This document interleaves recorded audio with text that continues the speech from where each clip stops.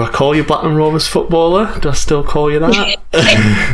You know, we would have loved to say we're playing for the badge, we're playing for the club, but unfortunately because of the treatment we received and the budget and the lack of future, I think a lot of the time, you know, as a group we were like, right, we're doing this for ourselves, and because we were so together and became such good friends.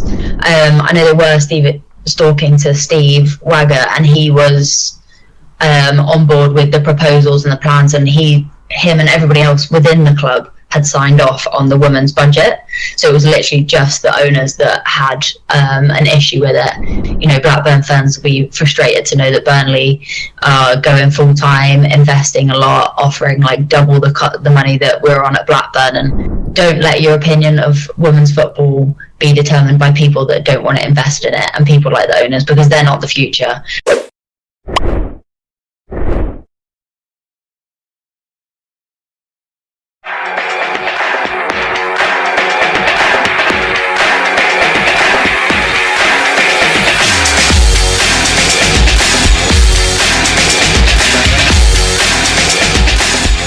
Hello and welcome to a brand new episode of Kidder Street Noise, and today I am delighted to be joined by, do I call you Blackburn Rovers footballer? Do I still call you that? We can. Our contract's till 30th of June, so let's go for that. Yeah, Blackburn Rovers footballer Rachel Dugdale, who's obviously had a very stressful and very busy and I don't really want to say exciting, but obviously there's been lots going on. You've obviously released an article around what's happened at the club over the last 2 weeks. Tell us all the things that's gone on over the last month or so, and all the things that you've done since. Yeah, absolutely. So yeah, over the past month, I suppose, securing our place within the championship was amazing. We had some brilliant games like Southampton at home that some of the fans might remember, where we played really well and dug in. So that was really enjoyable, getting it over the line with such a special team and staff. And even up till the last game of the season against Newcastle, you know, we had meetings booked in for after that game with the manager where we were going to discuss like contract extensions and whether we wanted to stay. And the manager had a meeting with the owners on that Friday before we played on the Sunday, and they seemed very positive in terms of all of their submissions for next season, their proposals being signed off. So yeah, despite me being concerned just because of the situation I dealt with at Reading last year, I kind of had a feeling that it wasn't looking great. But everybody seemed positive, so I was trying not to be negative and think, oh, maybe it's just because of my experience. And yeah, then obviously went off summer first couple of days, and there started to be a few rumours. Obviously, Neve bravely sort of spoke out and said that, you know, that we were told through Simon, our manager, that there's, you know, a 99% chance this isn't going to happen. The owners apparently the week before it was announced had made that decision. That's why that rumour came out. But obviously they decided not to tell us until less than an hour before. When I say they decided, they actually never decided to do that again. It was our staff who were on a Zoom call with the owners an hour before it was being announced, who were saying like, look, why are the players not on this call? They need to know before it goes public. So as staff, you know, they stood up and they made sure that we got that message just before. And then we got, you know, like a 3-sentence kind of email from HR, just a generic one to everyone, obviously quickly just telling us, and then within like half an hour it obviously went public. So that was a frustrating one in terms of how hard we'd worked to keep the club up despite having, you know, by far the smallest budget in the league. We've given it absolutely everything. So for them to not even be brave enough to tell us, you know, like on Zoom or something like that, and give an explanation as well and give us a chance to give them our point of view was really frustrating.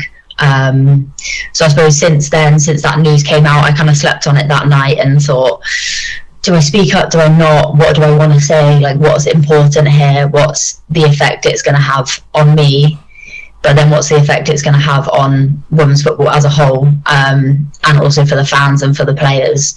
And I decided I couldn't sleep, to be honest, so I got up and just sort of wrote my thoughts down and just decided it was best to do it off camera, but written down in sort of like an article structure where I could really like process my thoughts and try to make it unemotional and maybe not specifically targeted just at Blackburn, but obviously it's happened to me at Reading, it's happened to me at Donny, so I felt as a senior player I had a bit more of a platform to speak up about it, and felt a degree of responsibility to the younger players to stand up, not just the younger players in the first team squad, but the academy players too. And yeah, despite being anxious about how that would be received and the implications on myself, has actually been received really positively. Even managers from other clubs messaging me saying, you know, that's really brave what you've done. So it's not been seen for potential future employers as a negative, which is great. And you know, different investors that want to invest in the women's game have actually come and spoken to me, people who tried to buy Reading, people who made an offer for Blackburn at the start of the season to buy the women's side, which we obviously weren't aware of, which is really interesting. So just trying to advocate for those investors that want to come into the game. So yeah, that's a roundup of the last month. So it has been chaos. It's been absolutely chaos for you. You mentioned there, like, obviously you had like a gut feeling because like you've had the experience before with Reading, and obviously it's fell off like the last season with Rovers. Do you feel like there should have been more of like an excitement towards the future from the club? Obviously, like with the investment into like the Women's Super League now, and the money coming in with the sponsorship and the TV revenue, and I think Disney have just got the Champions League rights for another 100 million and stuff like that. I don't know, obviously being the Championship, that's still like far off for Blackburn Rovers, but obviously we can see the growth and we can see the investment in the game. Are you like more like confused and frustrated why there wasn't that sort of excitement to look at the future? Yeah, absolutely. I think it's just really short-sighted view from the owners. I think that's the main problem. Like right now, yes, the women's team in the Championship are not going to be bringing in amazing revenues that are going to offset the budget that they have to submit. I totally get that, but it's also a drop in the ocean compared to what they have to invest in the men's. So when you look at the broader picture, it's really not a huge slice of the pie. When you think about our budget last year was I'm told 100,000 for like the entire women's setup, and the men's, from what we were told and what I'm reading, was like 45 million. Like Todd Cantwell earns more in a week than I do in a year. Do you know what I mean? Like it's proportional, right? So I just think longer term the game is going to make huge strides. We've already seen that. It started at the top and it will come down. So it's just short-sighted in terms of that. So yeah, very disappointed that the owners can't see that. And also, if that's not something they're interested in, if they don't want to support the women, they don't want to reap those rewards in the future, then at least have the respect to step aside, sell off the women's side, but it stays within the Blackburn brand. So it still is great for reputation. We're still representing Blackburn, but somebody else is taking on the risk and the investment. If they'd done that, we could be carrying on this season and it wouldn't have caused carnage for the players, for the staff, and now for the fans that aren't going to be able to go and support the women's team, really, and definitely not at Ewood. So yeah, it's disappointing that they can't see the way the game is going and just continue to hold on. You know, we're only asking again for minimum budget to meet the league's requirements. They've obviously jumped up a lot, so instead of 100,000 they're going to have to invest 500,000-600,000 to meet the requirements this year. So I thought they would do that. I thought, like, okay, they're not going to go investing loads, but they'll give us the bare minimum, which gives us a fighting chance. But instead not to do that is really frustrating. Yeah, I mean, the thing that like is confusing to me, obviously, that the league requirements have gone up so much, but the people that they're having to hire or would have to hire to meet that legislation, does it just benefit the women's team? Like they have to have like a designated marketer for the women's team, like that would benefit the entire club. Like obviously the money that comes in through shirt sales and through events and through games at Ewood, like benefits the entire. It doesn't just benefit the female team. Also, you've got the head of women's operations, like she's not just going to come in and just, or whoever it is, just focus on the women's team. Like if they've got a football brain and a football outlook, they'll be focusing on the entire team, and that's it feels like they're just, for me from the outside looking in, it looks like it's an easy way out, and I don't really feel like they're the decision has been financial. But again, we'll get into that as we go through the questions. So we've got a quick fire round just to get to know more about you as a person and as a footballer. You're obviously going away tonight with camp for Northern Ireland for the next 2 Nations League games. But in terms of your history in football and growing up, I'm guessing you're a football fan growing up? Yeah, absolutely. Who was your team? Arsenal. Arsenal, okay. Right, okay. So first question is your first memory of football. Oh, wow. I would definitely have to say I have an older brother, which is a very typical female footballer story. A lot of us have an older brother that got us into the game. So, yeah, for me, it'd be playing football in the garden with my older brother. He showed no mercy, absolutely battered me. But I think that made me like the scrappy fullback that I am. So, yeah, I would say messing about in the garden with my older brother is probably one of my best and, first football memories. Did he just put you in the net and just shoot at you for hours on end, or was it more of like a fairness, like a balance? To be fair, there was a bit of balance. I wasn't always in the net, thank goodness. I think we'd stick my dad in goal, and then both of us would be battling each other. World Cup singles. Favourite kit? Ooh, favourite Arsenal kit? It can be any kit. Okay, well, recent times, to be fair to Blackburn, the pink away kit is awesome. I do love that. So I'll give that one a shout out. But I would say favourite kit in terms of the Arsenal one was probably, I don't know if you remember, like the burgundy away kit with the gold writing and like the collar. Ivory ending kit. Yeah, it's such an iconic kit that I think one of like the Pro Evos has Henri on the cover wearing that kit, but it was so smart. And then I think I remember the final game, I think he scored a hat-trick, like bowed down in front of the clock end at Highbury. I think just nostalgic memories for everyone for that kit. Favourite player? Ooh, tough. Okay, favourite player, Dennis Bergkamp. Ooh, did you base your game off Dennis Bergkamp? I would love to do that. That would be a massive lie. No, I absolutely wish, but just an unbelievable player. But yeah, as more of a fullback, well, to be fair, I played all along the back four, but nowhere near as creative as him, unfortunately. Yeah, some flair, some player. Favourite stadium? Highbury. Okay. Favourite goal? Favourite goal? For me? Can be any. Any of the goals you've scored, or any goals you've seen, or any goals you've assisted? Okay. Favourite goal was probably for Northern Ireland in one of our qualifying games for the Euros against Wales, where we knew we kind of had to go into it and get some way for it, and that obviously helps us then get through to the playoffs and qualify. So that was pretty magical, and I had a really good game that day as well, so I'll go for that. Oh, good stuff. And last question, would you prefer a last minute winner or a last minute goal line clearance? Well, as a defender, I'm definitely saying goal line clearance. You just don't get the celebration. You don't get no one gets like a highlight reel after a goal line clearance. It's more like the last minute winners where everyone goes mad for. But yeah, I feel like as a defender, you definitely appreciate that more, 100%. Yeah, it feels the same anyway to us, even though people tell us that's a lie. It's not. Okay, so part one, I'm going to go through all the questions about obviously your statement and all the things that have happened since then.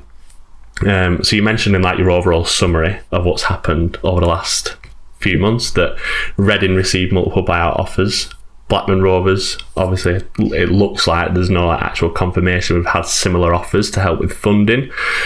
Do you think that legislation should be in place that owners have to look at that and have to almost have a case scenario where they reject it that they can send to the FA or the Women's Super League? Yeah, that's exactly it. I think, as you say, something in place where if the current owner's intention is not to invest in women's football over the next 2-3 years, and if they're thinking about dropping out of the league, which in both cases of Reading and Blackburn knew at the start of the season that was probably their intention, and probably just hoping that we got relegated and they didn't have to deal with it.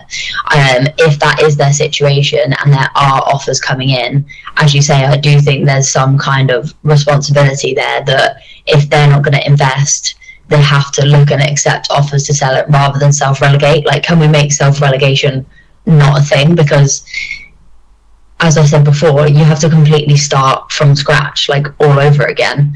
And the impact that it has on us as players and staff when we work so hard to stay in the league, you know, we all have to go off now, start fresh at another club, which I've now done 2 years in a row, to try and find a club that works, is really difficult on a personal level.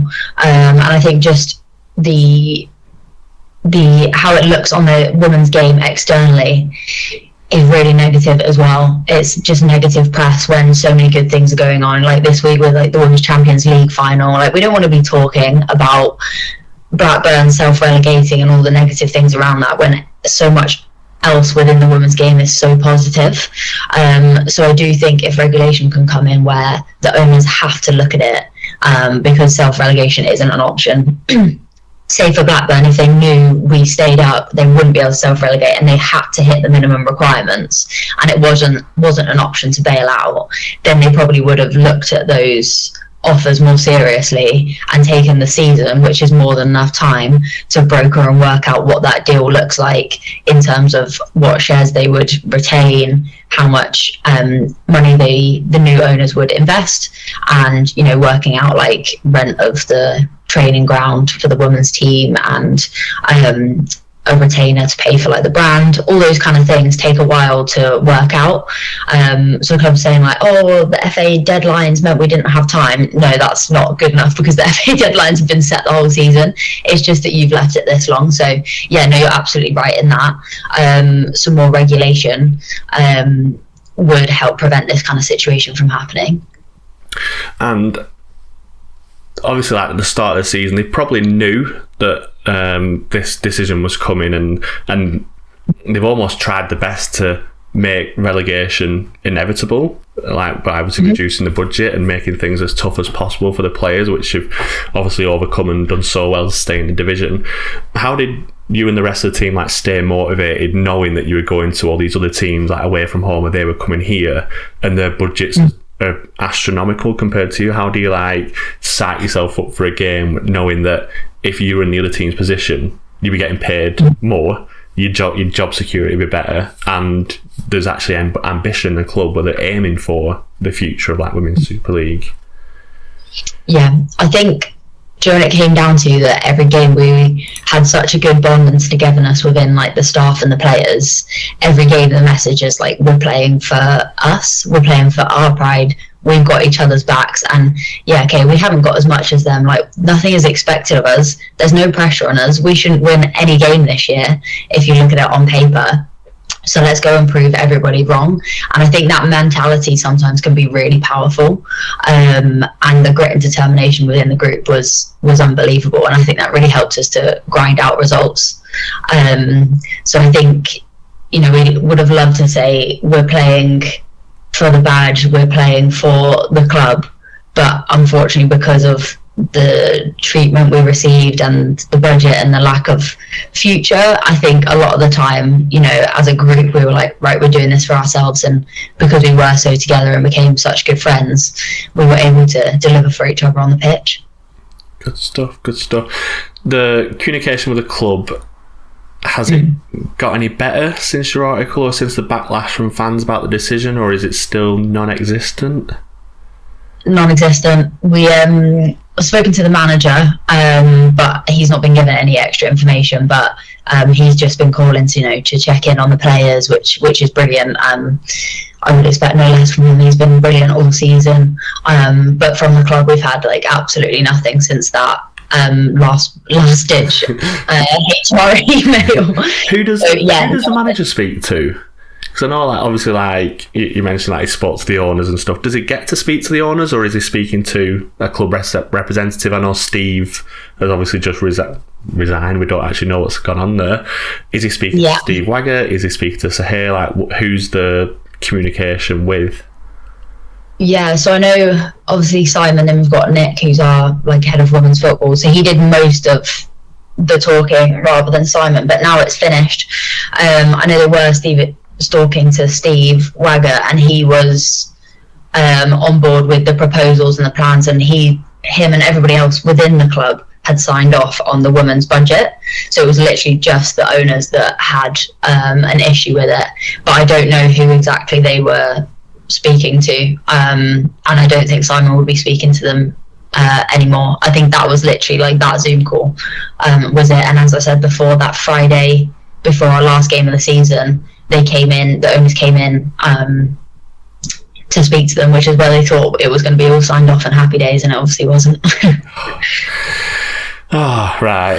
Yeah, it's so frustrating, and so it's difficult to hear, because obviously, like, we've spoke a lot on this podcast about the short-sightedness. I think you used the perfect word for it, because like you said, it's not going to change overnight. The marketing has to be better, and the crowd will grow naturally. It won't just be like a case of, the Women's Super League's happening now, everyone's going to start coming watching it. It'll have to grow naturally and have to grow interest in it.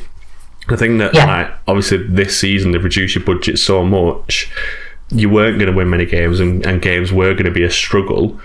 And although, like, no one wants to be like a glory supporter or just supporting a winning team, it makes it a lot easier to go and support a team if they're winning most weeks. So I don't know how they can, and this is just the statement that the club made at the end, where they said attendances haven't grown and the fans haven't improved and stuff. Like, what did they expect from that? And did you almost have the same opinion, and was Simon the same? Yeah, honestly, so frustrated at that. Like, trying to blame the fans, trying to blame the league is honestly just comical. Like, it's so frustrating, because how are people going to come to the game when they don't even know that it's on? Do you know what I mean? Like, people haven't just randomly shown up at the Emirates to watch the women's games. They've got adverts and posters plastered all over the underground. Like, you have to invest in the marketing. You have to create a story behind the women's team. Like, you need to invest to make sure that people know, so they come to the games. Like, it's not just, people aren't just going to show up. And the social media, unfortunately, we had someone that was working on it, they left, we had somebody else come in. The standard of the social media has been well below par, which I'm sure you're aware of. So even that side of things, you know, like, there's been no media engagement with us, you know, in terms of creating like video content.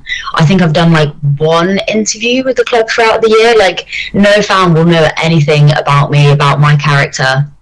And within women's football, quite a big chunk of what we see in the marketing is like selling the character of the individuals and the individual stories, because we often find, because we're not as huge as the men's game, we can be really quite authentic. So there's so much you can do in terms of that video content. So yeah, just not enough was invested, not enough was done to get people to the games. And as you say, with that small budget and a lot of us working other jobs outside of our football, not getting like the recovery, not getting the amount of time to invest. You know, I'm driving back and forth from down south to go up to Blackburn, staying with somebody throughout the training week, because we obviously can't afford to have rent up there. You know, just all these little things like add up. Yeah. Where we're not going to be winning games every weekend. I totally understand that from a fan's point of view. You don't want to go and see your team sat in like a low block and then losing 2-0.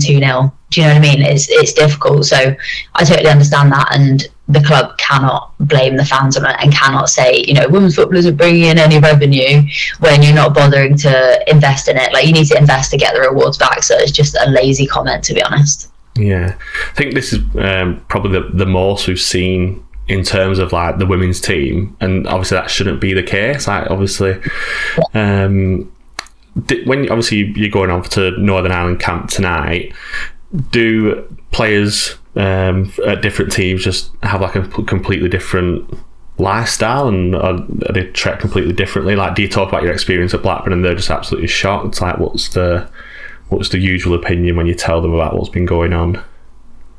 Yeah, a mixture, to be honest. Like, we've got quite a few players at Birmingham, for example, and their experience is completely different, and they're shocked by it.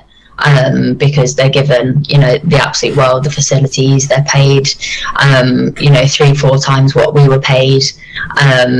So yeah, they are shocked by it, and frustrated by it. But then there's others as well that are in the Championship, like Connie Schofield. She's at Sheffield United this year, and it's a very similar story. They're kind of doing a bit of the bare minimum, training on the 4G still, wearing men's fit kit, all that kind of stuff. We were just like, come on. So they would understand it. And there's two that were at Reading with me last year, so they were in the same boat in terms of that experience. So yeah, although the women's game is kicking on, and especially in the top half of the Championship, there's made huge strides, which is brilliant, in the likes of Birmingham, London City more recently. But that lower half of the Championship that's kind of doing the bare minimum, like, it is still difficult, and it is catching up.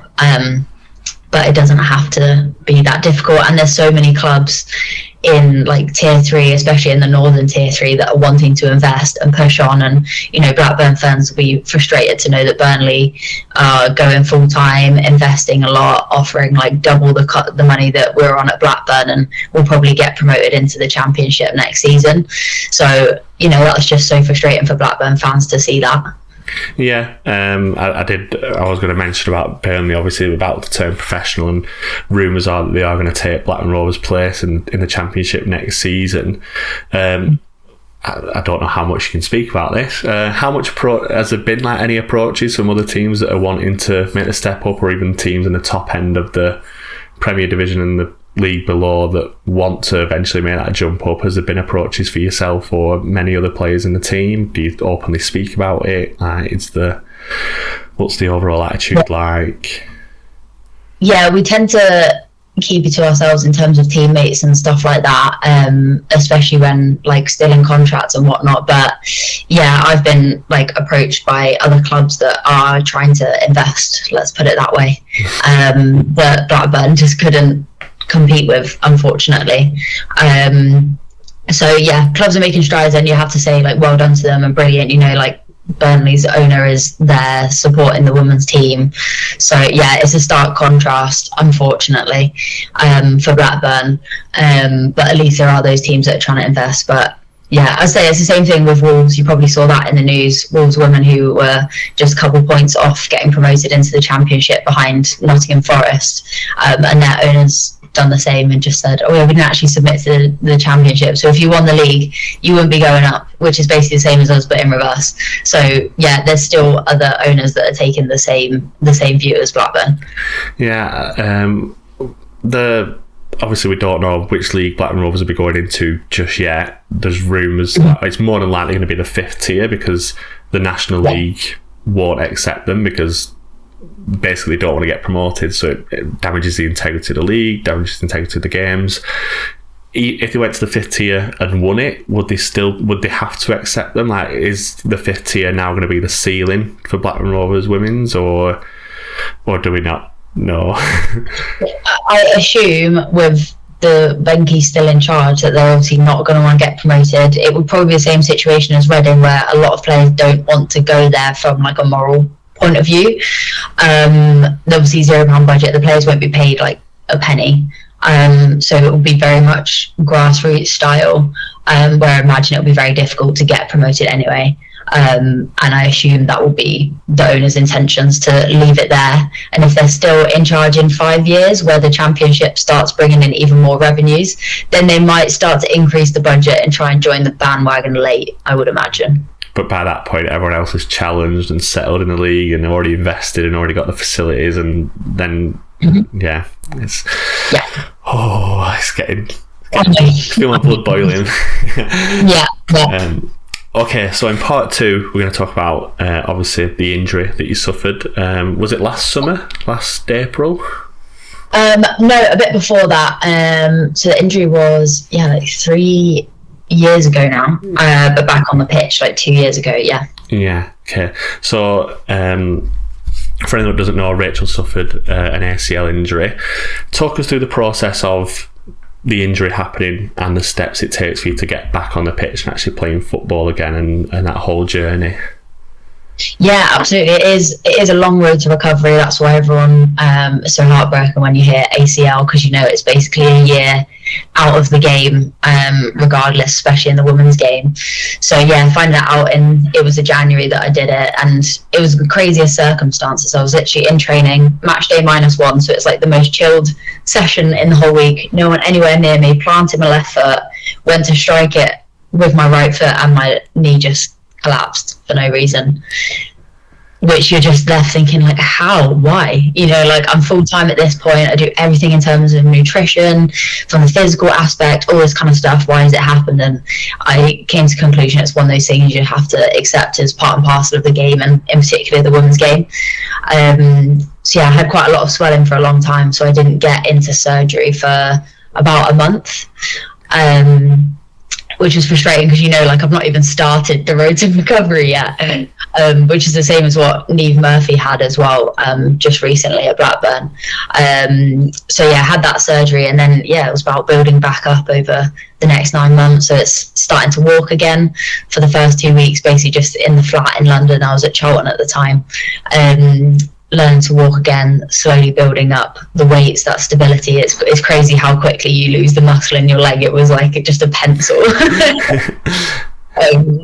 Building it up, building back up the running, it's a really slow process, and getting back into team training, and then the frustration lies that then you're fit, you're ready to go, but you've got to get back into the team, and that was a frustration for me at the time. When I ruptured my ACL, I was like vice captain. I was starting every game as captain because our main captain was injured. I was on fire, and I came back and just wasn't given the opportunity to get game time to get my place back. So that's when I decided to be brave and move on, and went to Coventry just for 6 months to get sort of guaranteed game time, really. A long process, but taught me a lot of resilience, as many things in women's football. You mentioned there about coming back like into the team and having to fight for your place and stuff. Was there any part of you that wasn't ready to maybe like start playing again? Because I know obviously like the mental side, I know like usually when people have had serious injuries, sometimes the anxiety around that injury occurring again, but the mental strain it has on you going back onto the pitch and going back into challenges. Did you ever feel like you weren't potentially going to go back into football, or were you always like, no, I'm going to get fit as soon as possible and start playing again? Yeah, I think because of the way I did it, in terms of like mine was non-contact, and there was no one around me, that fear was more in the initial stages of the rehab. Like when I was getting back to running and doing, you're with like a coach doing one-to-one training sessions where you're like passing in around a cone and stuff. My fear was more then like, is my knee gonna hold up or is it just gonna collapse? Whereas then once I was ready to go into matches, and I felt great physically, mentally, and because it wasn't done in a challenge, I wasn't really fearing going in for a challenge. I definitely wasn't ready in terms of I wasn't up to speed yet of the game, and the women's football is improving so much year on year that like the demand on us physically is so much higher, and the quality of the game improves every year. So I think there was a bit of catching up to do on that, even from a year out. But just not being given the opportunity to start. I think we had like an FA Cup game against MK Dons, who obviously in the league below, and everyone was like really excited for me, like, oh great, this is the perfect opportunity for you to start a game, get minutes in your legs, less pressure, and I think we all just assumed that was going to happen, and the manager obviously put the team out and I wasn't starting, and that was like really difficult, and ended up not coming on. And then I was like, right, I need to, if you're not going to trust me, I need to move on, because I need to get on the pitch. You mentioned it there, obviously like demands are getting so much more for the women's game as the speed picks up and the physical elements of it. Has there been a change in, I know I don't want to sound like a really ignorant man here, and I have to be really careful not to be, because there's not really like 100% research. There's like rumours of what causes ACL injuries in the women's game so frequently, and it usually sometimes it can revolve around like the menstrual cycle. And again, I don't want to sound like a really ignorant pig here, but is there sports science around that where you see your menstrual cycle matched up with almost like your stress output in training, or is the games around a certain period where you don't want to potentially be in a team because you're worried about injuries occurring, or is it just a case of you train and play as normal, and if it happens, it happens? Yeah, it's at the point at the moment, especially lower half of the championship, where it's like you put on your wellness form every day, like whether you're on your period or not, but then that information doesn't really get used. So everybody just trains the same, you still play the same, everything. It obviously affects everybody really differently. So for me, it's like the week before my period, I can lift so much less in the gym. Like you can literally feel it, like you literally have to take weight off the bar, which is just insane. And then during my period and the week after, like I'm flying, I can like put double the amount on. So it really does have a huge impact, but not enough is done at the moment to manage it. I think they're still trying to work out how best to manage it, because you can't just go and say like, right, if this is your week, we don't feel as powerful, as strong, we'll do less in this week, or like don't play this match or whatever. But then you're talking 1 out of 4 weeks a month. That's a quarter of the season that you have to miss, right? So it's like, actually, how do you manage that? That's crazy. And it affects other people differently. Some people won't feel a difference like at all.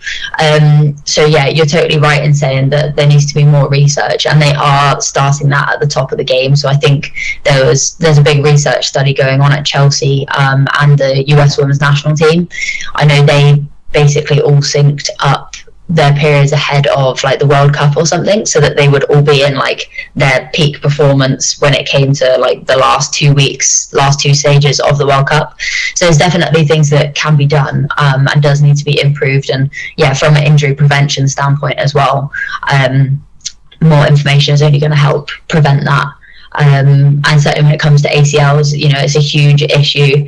The frequency of ACLs across women's football, not even just the top 2 leagues, is huge. So yeah, more and more research needs to be done, because basically all the S&C research so far on professional sport is all done on men, because there hasn't been professional women's sport really at a top level since like the last decade, apart from obviously if you take like tennis and golf, but those individual sports are very, very different. Yeah. So with time, we are catching up, and hopefully more and more is done on that.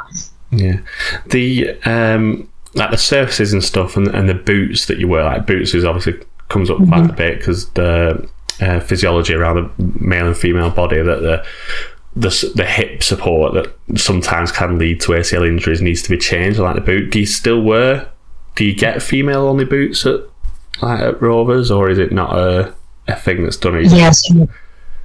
Yeah. So we all just have to pay for our own boots, do our own thing with that, which in itself is really frustrating, because like £250, you're going to need like molds, studs. You need at least 2 probably to get through the season, so you're talking like £1,000, which for me is a 15th of my whole salary. Yeah. But yeah, I actually approached Ida, which is a women's only football brand, who's actually owned by Michelle Kang, who is the owner of London City. Invested in. So they're women's only built and researched, which is really cool. So they have like the studs are basically more circular, more like 4G boots, so they all like rotate better within the surface.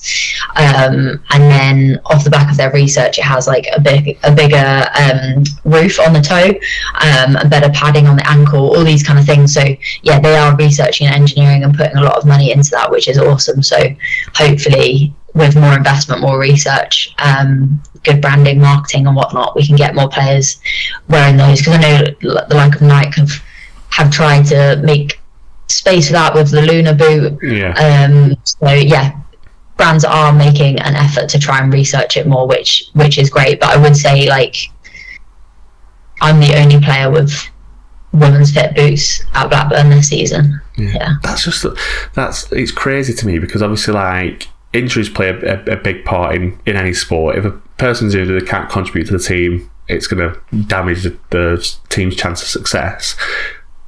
Why couldn't Blackburn Rovers, I know like they're almost like cutting funding even when it's so low as what it has been this season, could they not invest in either and say, we want you to kit out our full women's team, and almost be like the front runner of investment in, and the good publicity and the support that comes with that is worth the investment. And that we're going to keep going back to the short-sightedness, but it's so frustrating because other people and other investors can see it and can see what needs to be done and what needs to be invested in to help in the future.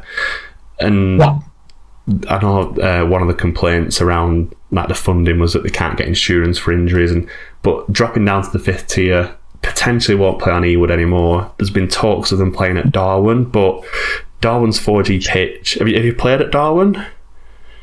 I haven't. I think the girls played them in the FA Cup maybe last season before I was there, but yeah, I've not played them.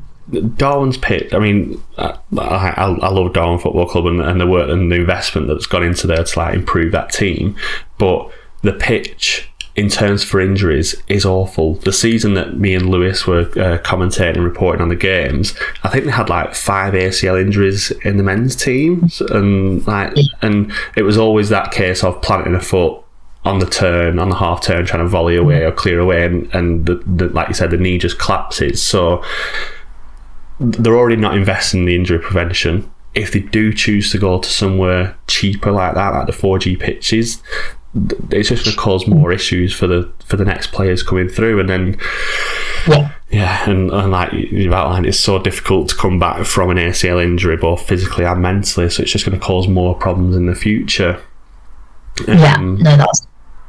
The strength and conditioning and sports science, has it improved at all since you've been in the women's game? Have you seen any improvements at Blackburn or Reading, or is it other clubs just miles ahead?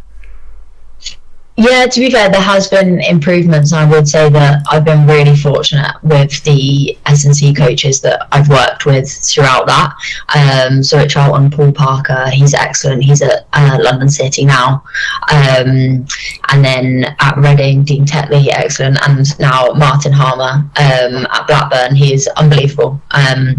So I've been really lucky that I've worked with some phenomenal coaches in the S&C space, and they've made great strides. And in particular, all those three have a lot of experience, as you would imagine, with ACL rehab and recovery. So we're getting so much better at that rehab, recovery, and getting players back fit and strong, which is brilliant.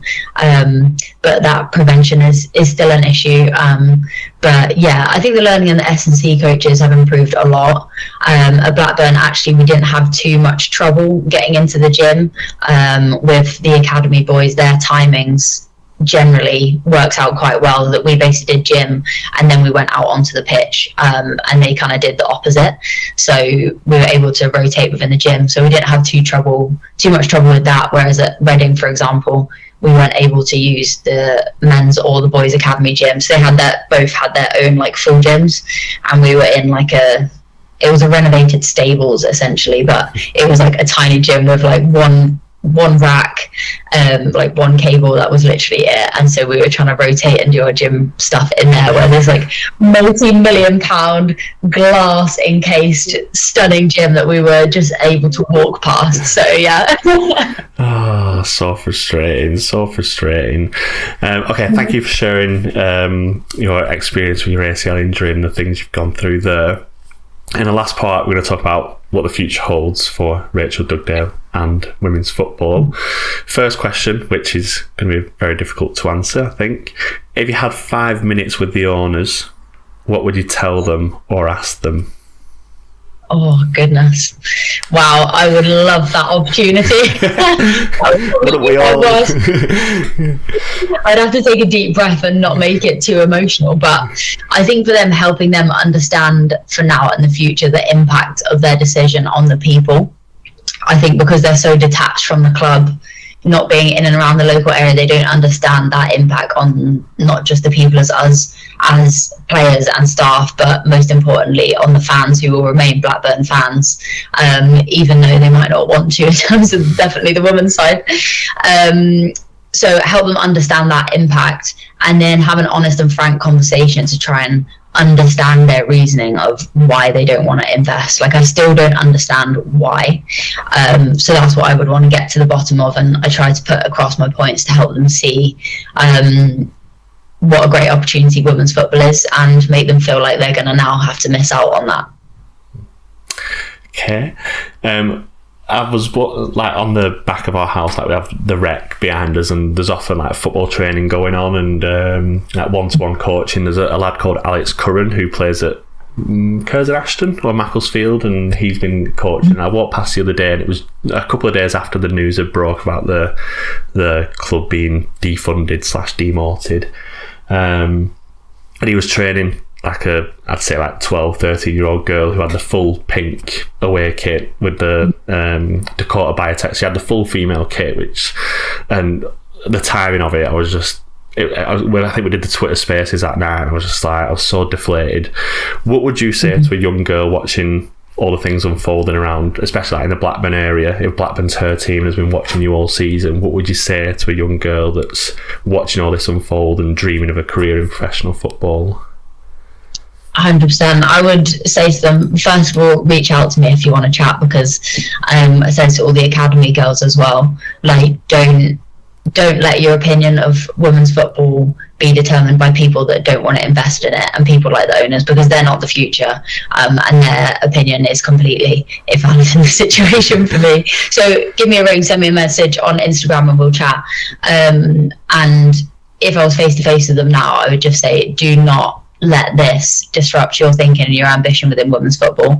There are so many good people that are investing in the women's game, that are pushing it on, players, staff, investors, and there will be a future. If it's not, unfortunately, at Blackburn, keep pushing. There's so many amazing clubs in and around the area as well.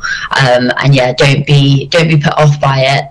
Be frustrated, but keep training hard and keep proving them wrong, and they'll be our future stars. Love that. What are some concrete steps that Rovers or other clubs can take to build and retain a fan base for the women's game? Yeah, a huge talking point. I think obviously the first point is that investment. You've got to invest to get it back, and there's no risk. With no risk, there's no reward, and we are at that risk stage where you have to put your money where your mouth is. And I think in terms of that, more advertising, more marketing, and improving that fan experience. You know, like, we're coming into men's stadiums, but how can you make an experience that's for the demographic of the women's football fan? I think, you know, at Ewood, it was basically the bare minimum. Like, you show up to the game, sit down, and then you leave.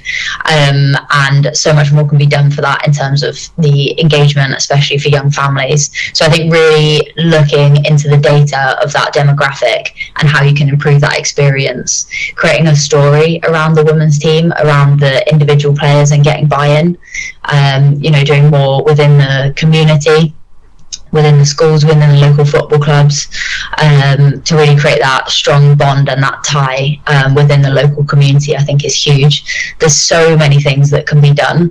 It just takes having people in place where it's their full-time job to execute that plan, and of course the investment to allow them to do that. You know, like Emma Clark, who works in the commercial department, I know she works so hard. She had so many different ideas throughout the year, and every time I saw her, she just looked stressed and deflated, because it was like, yeah, no, you can't do that. Great idea. Yeah, no, sorry. So yeah, it was frustrating. You know, I know I have plans to hopefully go out to America for Dakota Biotech and do like a tour out there for pre-season, like all these amazing things that unfortunately were just squashed. So yeah, the ideas are there, the people are there. So yeah, investment and real care into the marketing and growing that fan base would be awesome. And finally, what are the next steps for Rachel Dugdale? Exciting. Yeah, who knows? Obviously on international duty next week. Hopefully we do really well in that. Just going to take the next couple of weeks through the summer to weigh up all the options and see. But for me, any football club I go into, it has to be right this time. You know, I was rushed last year in terms of with Reading. I only got out of my contract there 2 weeks before the start of the season, so Blackburn was my only championship offer at that time. And, you know, I would have loved to say, like, I really wanted to come to Blackburn. We obviously knew last summer when they were announcing the budget that things weren't looking great. So this year for me, it has to be a club where, like, the owners are investing, having a conversation with people higher up to really understand their ambition. Yeah, and ideally for me, it would be nice to be able to live at home. But I don't know if that's possible. But yes, we'll see. And then continue to affect the game off the pitch. You know, I didn't intend for this article to bring up different opportunities, but actually it has, and had great conversations with investors. And the fact that, you know, they need people that are going to advise on the football side, you know, having conversations with people at the women's professional leagues and sponsorship and sports companies, consultancies, things like that. So there's a lot of other opportunities as well in and around the game, and my passion is to keep improving the women's game for everyone. So an opportunity to do that in whatever capacity on and off the pitch would be awesome. Good. That sounds great. Okay, well, that's all my questions. So I'm going to sign off here. Thank you very much for joining me and taking some time out on your Sunday morning. Good luck in the international camp this week. Hope it goes well, and hopefully the playoff draw isn't too difficult for you in the future. Good luck for next season, whatever that holds, and I just want to thank you for, not on behalf of myself, but on behalf of all Rovers fans, for speaking out, because it does take a lot of bravery, it does take a lot of headaches, really. You didn't have to do that, and obviously it's although you've come out and said it's been a positive outcome for you, you didn't know that when you wrote the article and when you published it. So we really do appreciate you showing that bravery and coming out and speaking on behalf of the people that don't have a voice. Well, thank you very much, Rachel. Oh, thank you. No, I'm privileged. Thank you. Thank you very much.